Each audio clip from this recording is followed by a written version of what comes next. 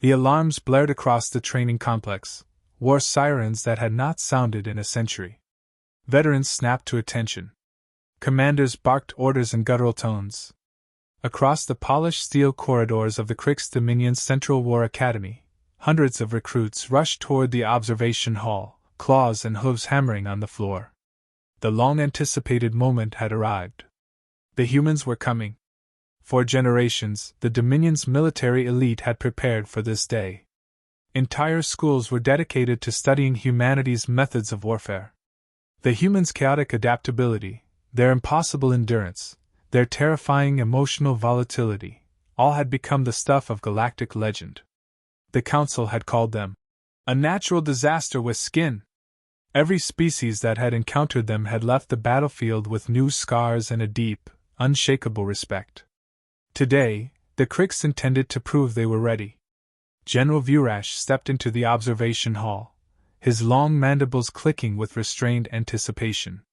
"Report," he demanded, his voice resonating through the chamber's audio nodes. An aide, smaller and paler, snapped upright. "Sir, the human specimen has arrived. We received transmission from their diplomatic corps 20 cycles ago. The human is being escorted now to Training Sector 9 for behavioral assessment." "Excellent," Vurash hissed, his 4 eyes narrowing with satisfaction. "We will finally see if centuries of simulation have prepared us for their madness." Behind him, hundreds of trainees whispered excitedly. They had trained with human data, holographic projections, war recordings, captured comm logs. They'd simulated every known human tactic from guerrilla strikes to psychological warfare.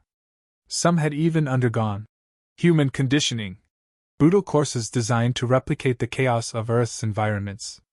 Yet none had ever faced the real thing. A hush fell over the hall as the entrance doors opened. In stepped a figure small.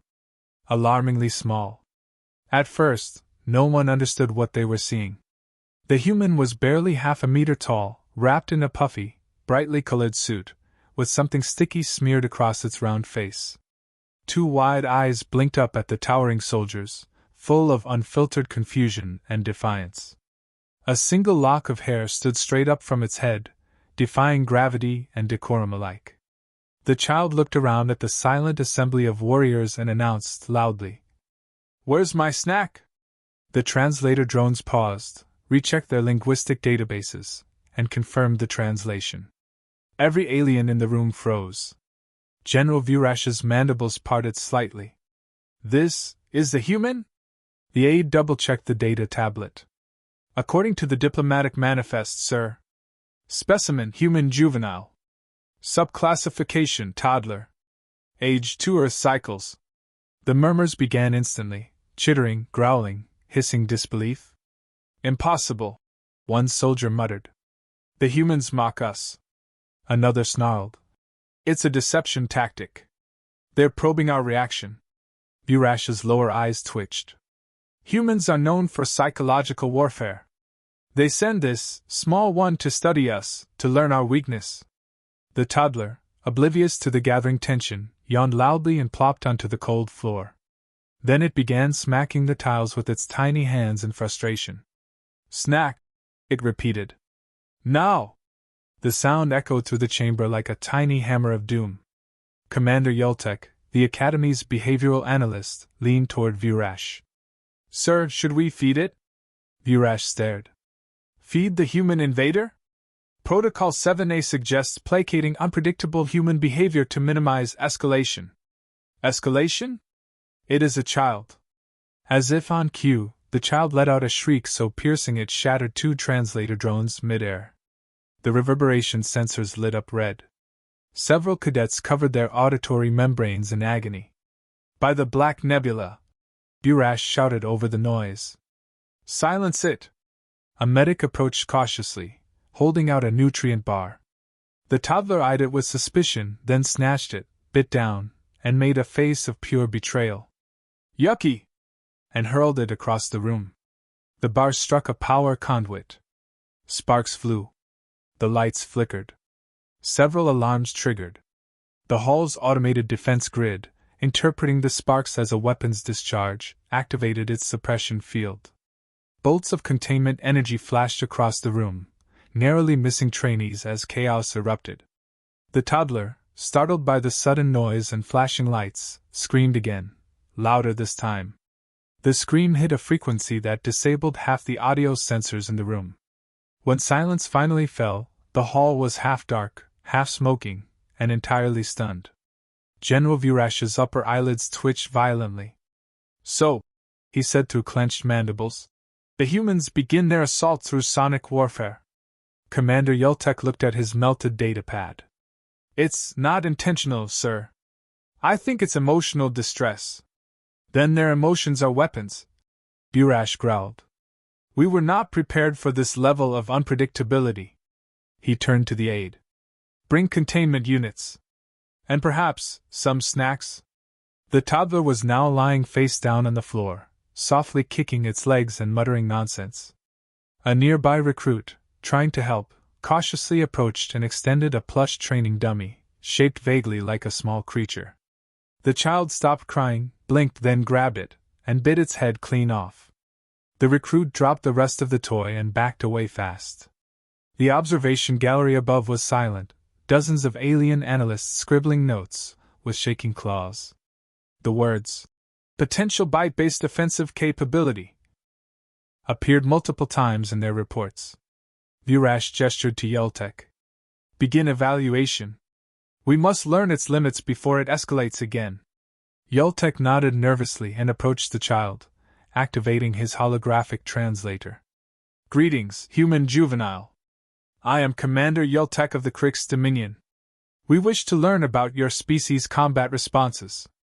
The toddler stared blankly at him, then pointed. "You're shiny." Yeltek blinked. "Ah, yes. My carapace is polished for ceremonial inspection." The child reached out and slapped it. A hollow clang echoed through the hall. The toddler giggled. Boing! The laughter, high and infectious, ricocheted off every surface. Something about the sound made even the hardiest soldiers flinch. It was too pure, too unfiltered, like hearing the laughter of a creature that didn't fear death because it couldn't comprehend it. In that moment, the Krix began to understand why humanity terrified the galaxy.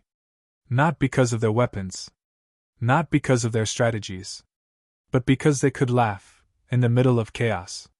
The toddler's mood swung again like a solar flare. Without warning, it began stomping its feet. "Snack! Now! Now!" The alien aides scrambled, throwing everything they could find into the containment zone: nutrient bars, hydration gels, even a ceremonial fruit platter meant for the Chancellor. The toddler surveyed the options, picked up a glowing blue fruit, and took a bite.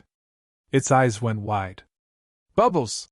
it shouted joyfully, as the fruit's reactive enzymes created fizzing foam.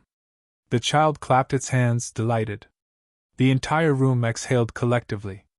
"Success," Yeltek whispered. "Positive reinforcement achieved." But before anyone could relax, the toddler did something no simulation had predicted. It offered the half-eaten fruit to Yeltek. The commander froze. "Is this a peace offering?"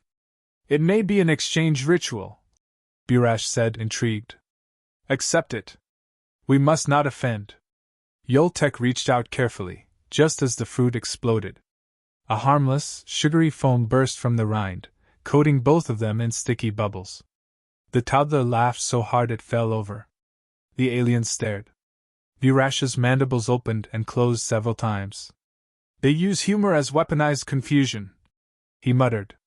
Somewhere in the observation deck, an academic whispered, "No wonder their wars never follow logic." Hours later, after the hall had been disinfected and the toddler finally coaxed into a containment crib with a blanket and a glowing night orb, the commanders gathered for debrief. Virash stood at the center of the strategy table, eyes flicking between holographic logs. In less than one rotation, the subject neutralized multiple drones, triggered automated defenses, and psychologically destabilized 40% of our recruits. Without weapons. Without training. Without standing up, Yeltek added darkly. Silence fell. Virash turned toward the window, watching as the child curled up and began snoring softly in the containment chamber. The humans sent this one for a reason, he said finally. They want us to know they no longer need armies. The room shifted uneasily. Sir? A younger officer asked. Are you suggesting this child is a test? No, Burash said slowly. It is a warning. He faced them again, mandibles flaring wide.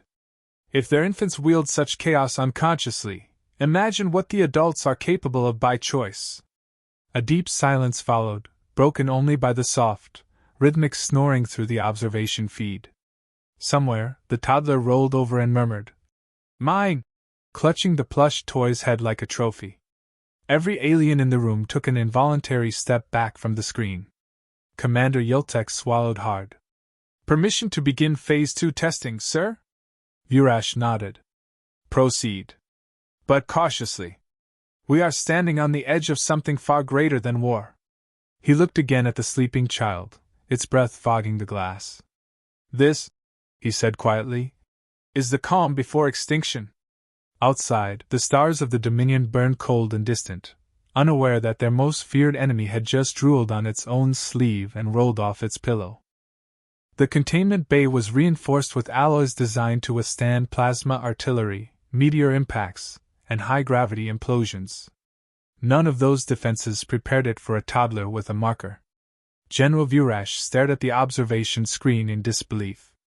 Explain to me again, he said, voice trembling. How this infant breached a Class 7 security field using, what is that tool? Commander Yultek rubbed his temples. A crayon, sir. The screen displayed an image that would be studied in military academies for centuries. The human toddler, somehow having acquired a set of colored wax sticks from an unguarded diplomat's bag, had scribbled a series of looping patterns on the containment walls. The energy barriers shimmered, flickered, and then deactivated itself. The toddler giggled and began to color the floor next. Sir, Yultek said in a voice that suggested existential exhaustion.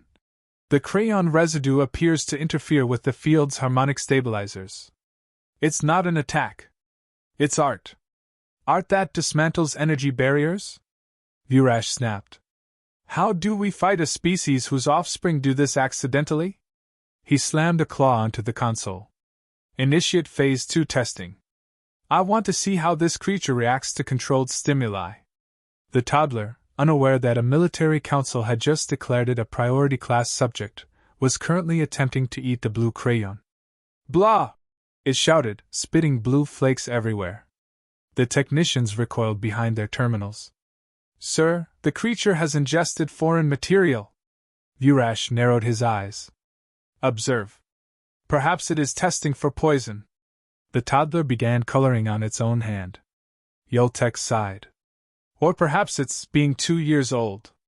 Moments later, the containment chamber's walls shifted, holographic projectors creating simulated environments designed to measure aggression, problem-solving, and adaptability. The floor morphed into a field of rocks and synthetic plants. A harmless mechanical creature, shaped like a small predator, emerged, growling softly. The toddler blinked at it, wide-eyed. Then, in perfect calm, picked up a nearby plush and threw it directly at the machine's head. The toy struck the sensor array, short-circuiting it instantly. The mechanical creature sparked, spun in a circle, and fell over smoking. Victory achieved, reported the technician weakly. Vurash tilted his head. It used projectile tactics. Minimal effort, maximum efficiency. The humans trained them young. The toddler, pleased with its triumph, began clapping. From the observation deck, analysts scribbled notes, furiously. Human tactical doctrine begins with object projection.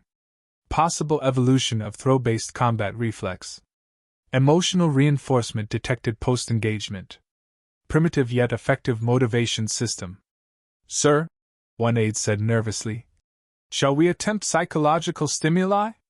Proceed, Vurash ordered. The holograms shifted again.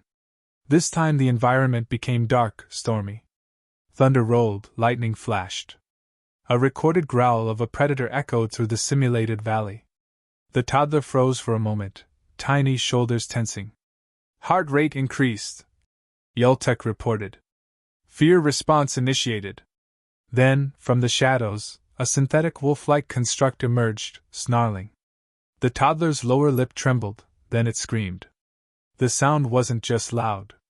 It was seismic. Monitors flickered. Sensors overloaded. The hologram shattered into static as the child's wail reached frequencies no one in the room could tolerate. Warriors who had faced orbital bombardments dropped to their knees clutching their auditory nodes. One cadet fainted. When it finally ended, the toddler sniffled, rubbed its eyes, and muttered, "I want my mama." The silence afterward was deafening. Virash's mandibles clicked in disbelief. It summoned emotional devastation.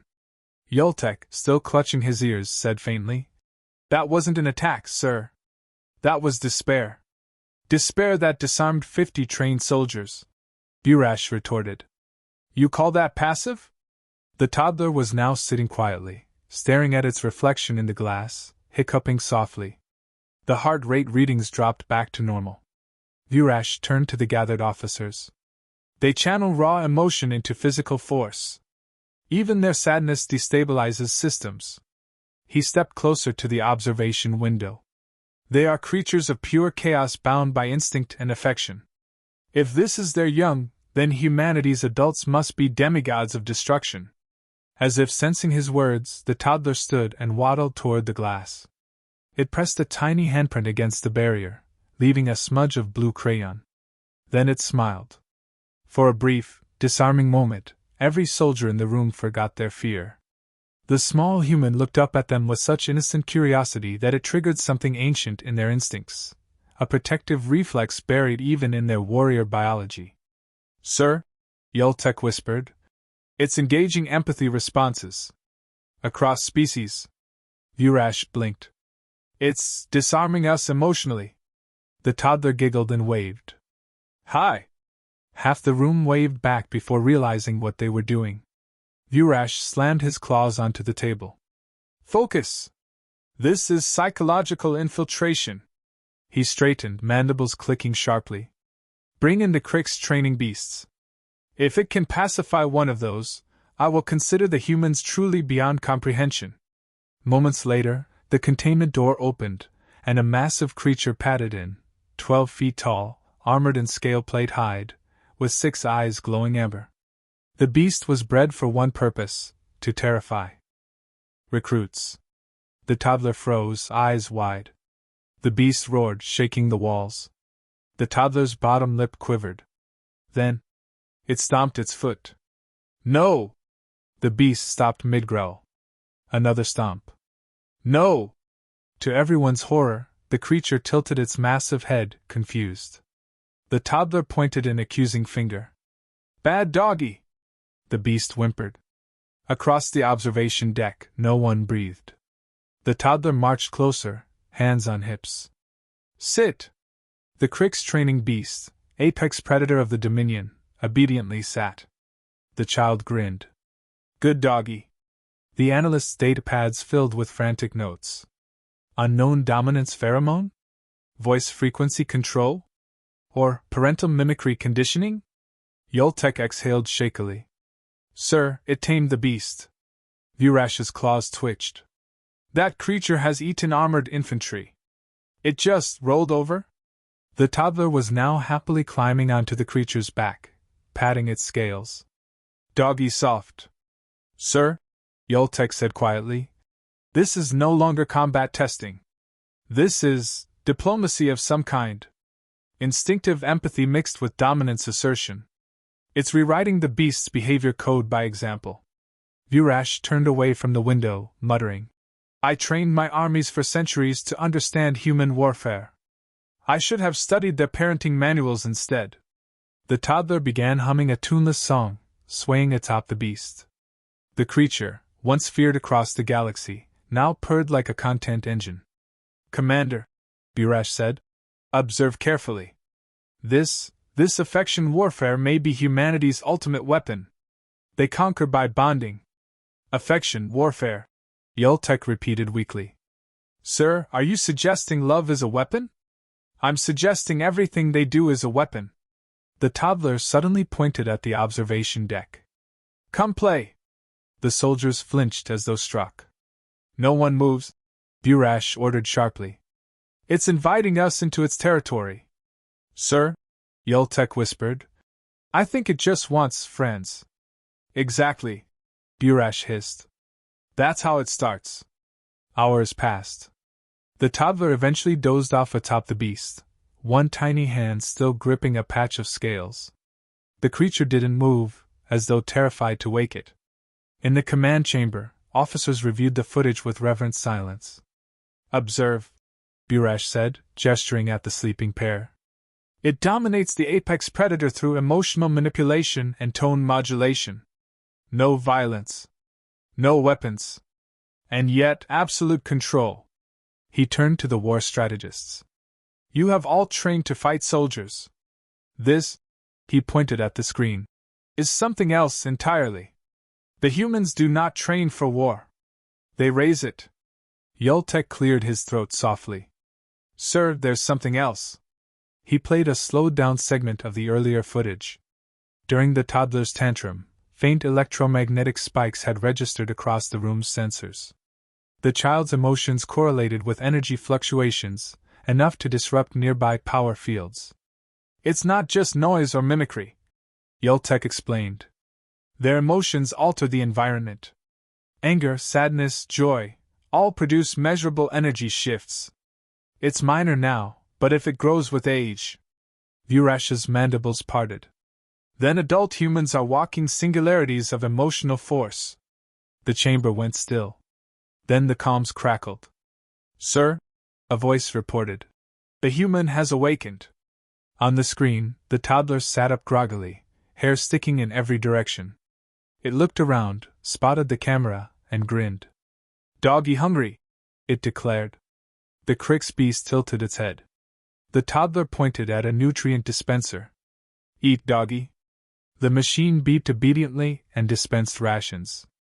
Burash turned slowly toward Yultek. Did the machine just obey it? Yultek's mouth opened, then closed. I believe so, sir. The toddler clapped again, and the beast began eating. Commander, Burash said after a long silence, prepare an immediate message to the council. What should I tell them? That we have confirmed the humans' methods of control are absolute. Their young manipulate beasts and machines alike. The Dominion's centuries of training were not enough. We must. He stopped as the toddler looked directly into the observation camera and said, perfectly clearly, Snack. Please. Everyone froze. Did it just address us? Yultek whispered. The translator confirmed the phrase. Burash stared at the screen. It learns fast. Yultek turned pale. Sir, we've been studying them. Now they're studying us. The toddler pointed again. Snack! Feed it! Burash barked instinctively. Technicians scrambled to comply, sending a tray of fruits through the delivery chute. The child accepted them graciously, then waved at the camera with both hands. Burash exhaled slowly. Phase 2 is over.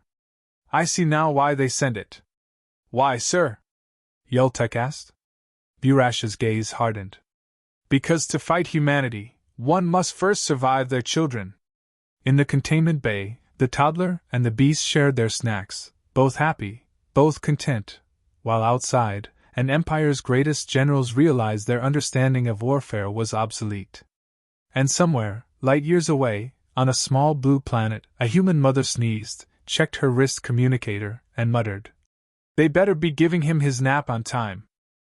When the Crix Dominion declared full combat simulation, the entire planet's defense grid came online. Plasma barriers shimmered.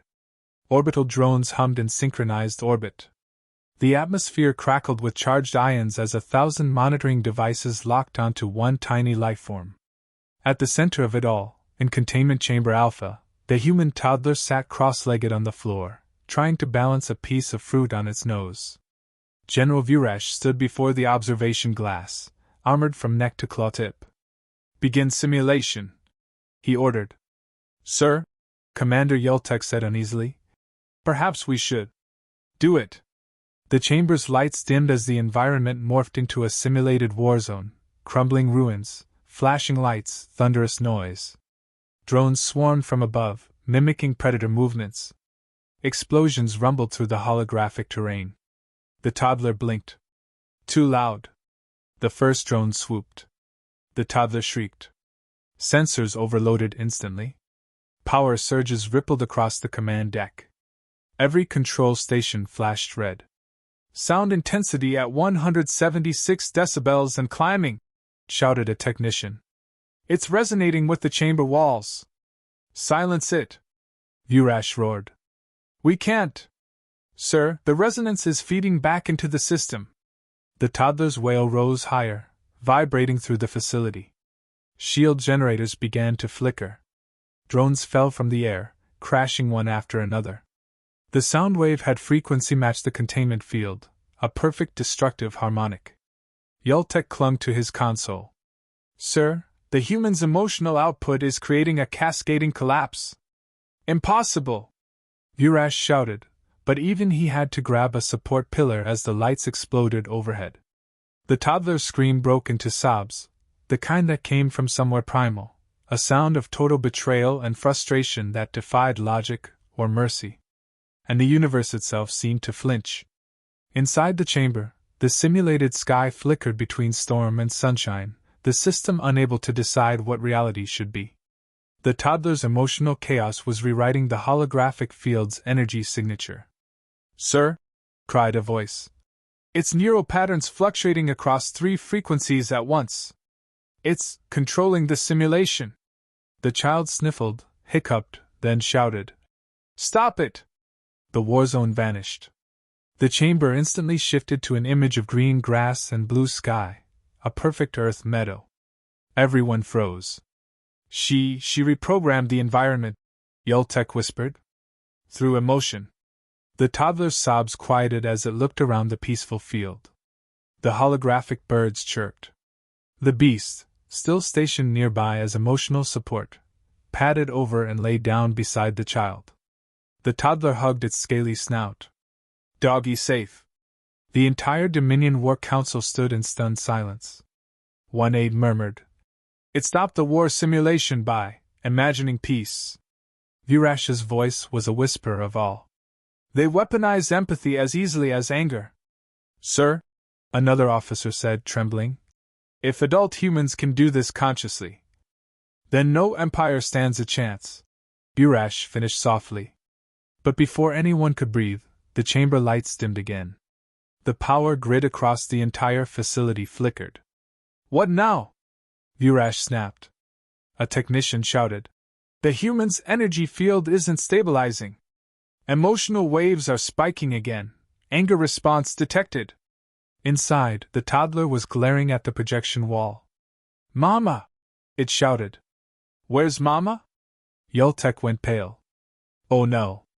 The toddler stomped its foot. Once. Twice. The facility trembled. Energy output rising. Electromagnetic fluctuations breaching containment levels. The toddler clenched its fists. Wanna go home? Every drone within a kilometer exploded simultaneously. Alarms screamed across the Dominion's flagship city as circuits melted. Training mechs shorted out. Plasma conduits overloaded. The power surge spread like wildfire through connected systems. The toddler began crying in earnest now, fat tears rolling down its face, each sob sending shockwaves through the structure. Sir! Yultek shouted. We have to deactivate the simulation. Vurash roared back. The system's locked into feedback. Her emotional resonance has control. We can't shut it off. Panels sparked. Walls groaned. Gravity fluctuated. A few unlucky recruits found themselves hovering midair before slamming back down. Then the toddler screamed one final, heart-wrenching sound, a cry so raw it wasn't noise anymore, it was force. Every light on the planet went out. Silence. When emergency backups kicked in, half the facility was gone. Melted, twisted metal marked where the main generators had stood. Smoke curled upward in ghostly ribbons. The containment chamber itself, however, was untouched.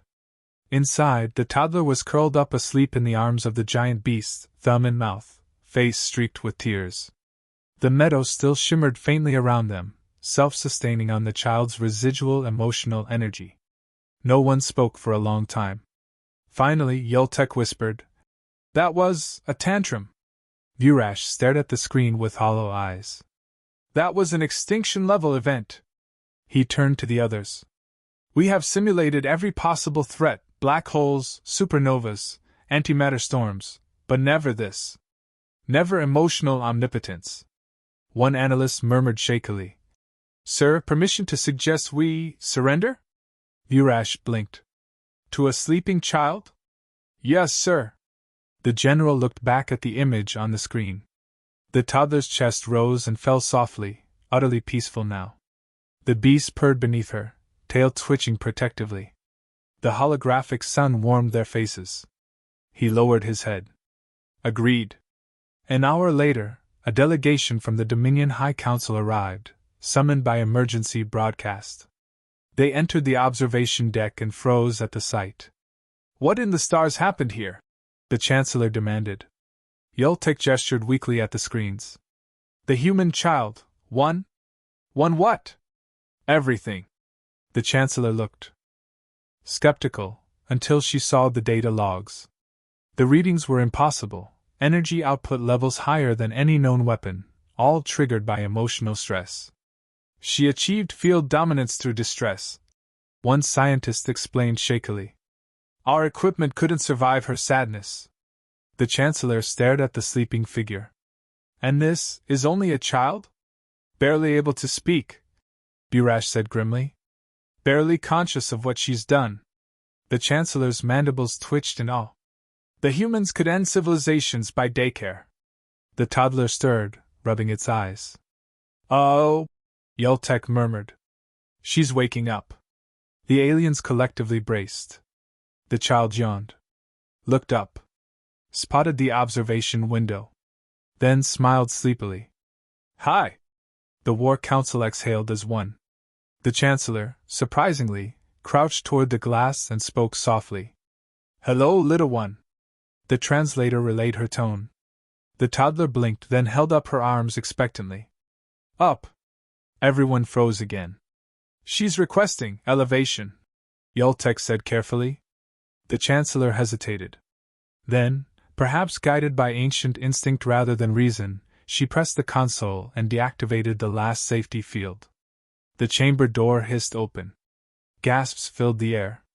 "Sir, Madam Chancellor," Virash began, but she raised a claw to silence him and stepped into the chamber.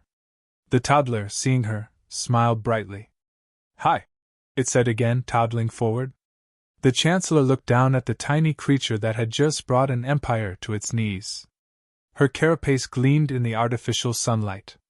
"You are formidable," she said softly. The toddler frowned. "Hungry?" The Chancellor blinked, then glanced toward Yoltek.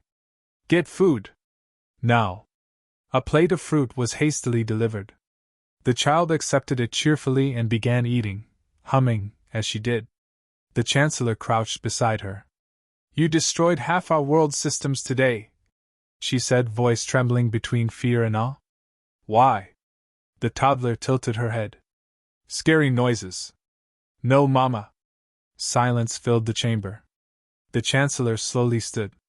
"So," she said, turning toward the observation deck, "the mightiest empire in the galaxy was undone by loneliness." No one dared respond. The toddler finished eating, wiped her mouth on her sleeve, and held up her empty plate. "More?" Virash, now beyond logic, nodded to the technicians. "Feed her until the sun collapses if you must."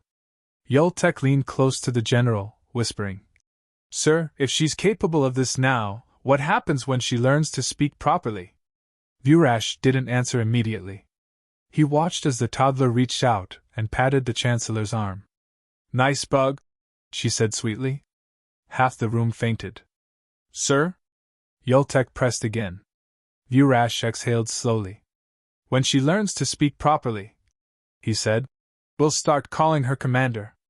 Outside, repair crews struggled to bring the facility back online.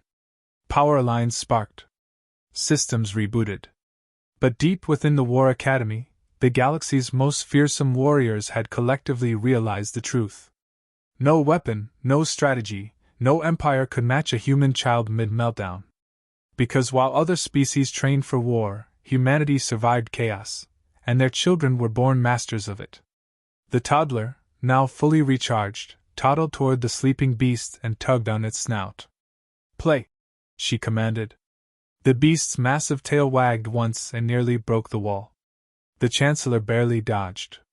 "By the stars," she muttered, "they don't even command through fear." "No," Burash said quietly. "They command through love." Yoltek stared at him. "And you think that's more dangerous?" "I know it is." He looked again at the child, small, sticky, and grinning as she rode the Dominion's apex predator around the chamber like a pony. "This," Burash said, voice low, "is why no one ever wins against humanity. They do not fight for dominance. They fight because they care. And caring makes them unstoppable." The toddler sneezed, startling the beast into running faster.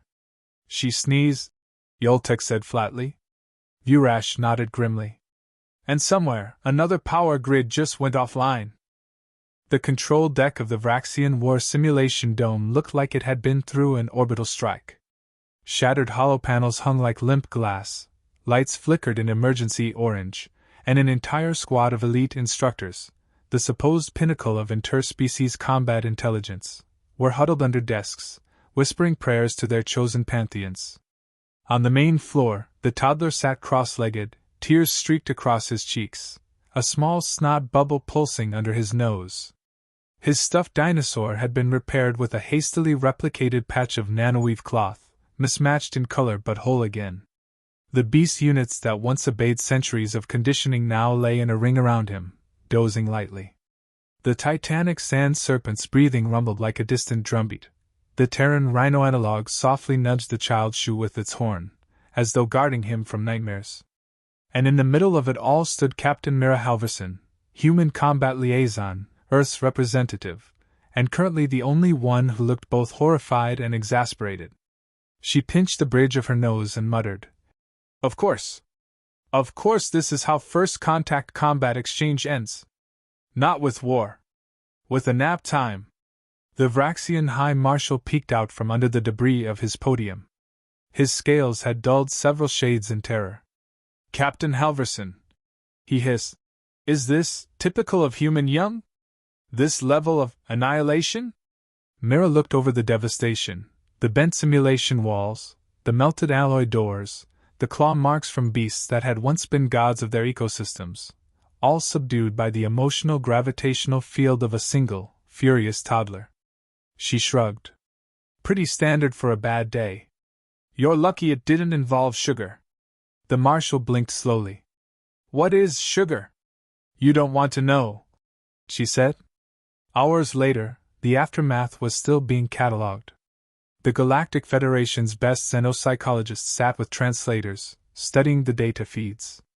What they saw didn't make sense. Beast aggression patterns had inverted. The apex predators, creatures genetically tuned for violence, had entered what humans casually called comfort behavior. They'd formed a protective barrier around the human toddler, ignored orders, and emitted harmonic frequencies matching bonding response cycles. And the toddler? He'd gone from nuclear meltdown to serene sleep in under 3 minutes once the toy was repaired. His cortisol levels plummeted. The beasts did too. It was as if some ancient instinct in them had been triggered, a subrational recognition that the human young was not prey, not threat, but pack. Dr. Rikara of the Federation Biobehavioral Corps shook her frilled head. "This breaks every known principle of cross-species aggression psychology. These apexes should have torn each other apart. Instead, they are nurturing him." Another scientist, a feathered Crixon, clicked his beak. "Perhaps the humans have evolved an emotional weapon. A form of resonance empathy. A scream that dominates instinct." Mira leaned against the console and sipped a cold coffee pouch. "We call it a tantrum," she said dryly. "And yeah, it's a weapon. Mostly against parents' sanity." The Crixon tilted his head. "It disabled 72 Apex-class organisms." Mira nodded. I told you, effective. Meanwhile, on the floor below, the toddler stirred awake. The massive sand serpent lifted its head first, watching intently. The child rubbed his eyes, blinked up at the dome lights, and mumbled something soft. The serpent lowered its armored skull until its nostrils touched the toddler's forehead, exhaling warm air. The other beasts followed in turn, each performing their own version of the gesture, a sign of belonging, of reassurance. And in that moment, the dome's audience, thousands of off-world soldiers and scholars, realized something terrifyingly beautiful. These apex creatures were bonded. The one thing no military had achieved with centuries of conditioning, the human child had accomplished instinctively. Every screen flickered alive with sensor data confirming it. Pulse synchronicity. Neural link traces. Mutual oxytocin spikes across species lines. The toddler had tamed the untamable. When Mira knelt beside him, the boy blinked up at her with sleepy confusion. "Hey, little man," she said softly. "You caused quite a stir." He sniffled, glancing around at the circle of beasts. Then, eyes widening, he held up his toy. "Fixed?" Mira smiled. "Yeah, buddy. They helped fix it." The toddler's grin returned, wide and toothy. "Good monsters." He reached out a tiny hand and patted the scaled snout of the nearest predator. The creature emitted a low, purring rumble that shook the floor. Half the observers flinched. The other half took notes furiously. Mira looked up toward the control deck where the Vraxian High Marshal and his council watched in silent disbelief. "So," she said, "about that joint combat program, you might want to adjust your curriculum." The Marshal's crest flattened. "Adjust how?" She gestured toward the toddler, who was now trying to feed the sand serpent a piece of his snack bar. "Lesson 1, never fight humans. Especially not the little ones." By the time the debrief began, the Federation's comm channels were flooded. Word had spread beyond the dome. The phrase human-toddler protocol trended across 3 quadrants. Admirals demanded studies. Merchants saw opportunities. Philosophers called it the emotional singularity.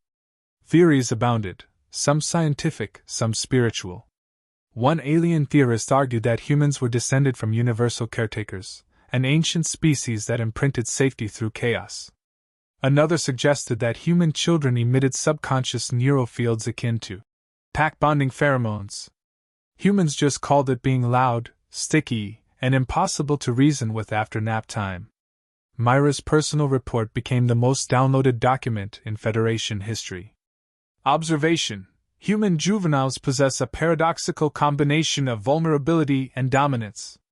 Their distress signals trigger instinctive protective responses across species. In short, emotional outburst equals universal behavioral override. Recommendation: never deploy human toddlers in war zones. Consequence: galactic order collapse. Personal note, however. I've seen many wars. I've seen weapons of mass fear. But I've never seen one turn enemies into guardians. Maybe that's humanity's true power, not to conquer, but to connect, even when screaming. The dome's reconstruction took weeks, but the child's legend grew faster than the engineers could patch the walls. Soldiers began carving small toy replicas of the human's dinosaur as lucky charms. Entire divisions painted tiny green creatures on their armor in homage. And every simulation after that, every test of fear, rage, or chaos, had to include one new protocol line. "If human child present, abort mission." Months later, during the official closing ceremony of the exchange program, the toddler and Mira stood on the platform beside the High Marshal. The crowd of dignitaries buzzed as the beasts were released into the arena, now docile and calm. The toddler squealed with joy, clapping his hands as the creatures approached him again, tails swishing. The marshal cleared his throat, voice booming through the amplifiers. "Today, we recognize a new principle in warfare and diplomacy alike. Fear does not conquer the galaxy. Empathy does. And apparently, screaming helps."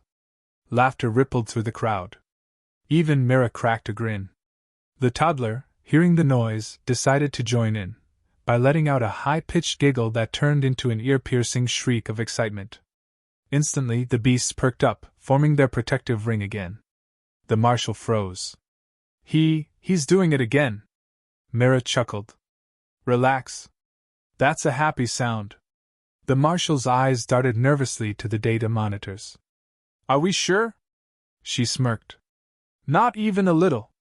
Later, as the sun set over the simulation dome, Mira sat beside the child on a bench overlooking the field. The beasts lounged lazily below, a living tapestry of scales, fur, and feathers. The toddler yawned, leaning against her arm, clutching his patched dinosaur. Did good, huh? He murmured sleepily. You did great, she said softly. Made a lot of new friends. He smiled faintly. They were mad. Then they got nice. Yeah, she whispered, watching the alien horizon glow purple and gold. That's kind of what we do. Make scary things nice. The child mumbled something incoherent, then drifted off, the toy slipping from his fingers. Mira picked it up gently, setting it beside him. For a long moment, she just sat there, listening to the rhythmic breathing of beasts that once defined terror, now guardians of the smallest human in the galaxy. She thought of every war she'd fought, every enemy she'd seen humans face, and realized the truth that none of the Federation's scientists could quite define. Humanity didn't just fight to survive. They connected to survive. Even their youngest carried that instinct like a birthright. When the High Marshal joined her quietly, his eyes softer than before, he asked, Captain, what will you name this event in your records? Mira smiled faintly. Easy, she said. The day the galaxy met a toddler. And somewhere, across the stars, alien soldiers whispered tales about that day. About the tiny human who screamed, cried, and somehow rewrote the laws of nature. About beasts that laid down their fangs for a hug. They called it a phenomenon, a miracle, a weapon. Humans called it Tuesday.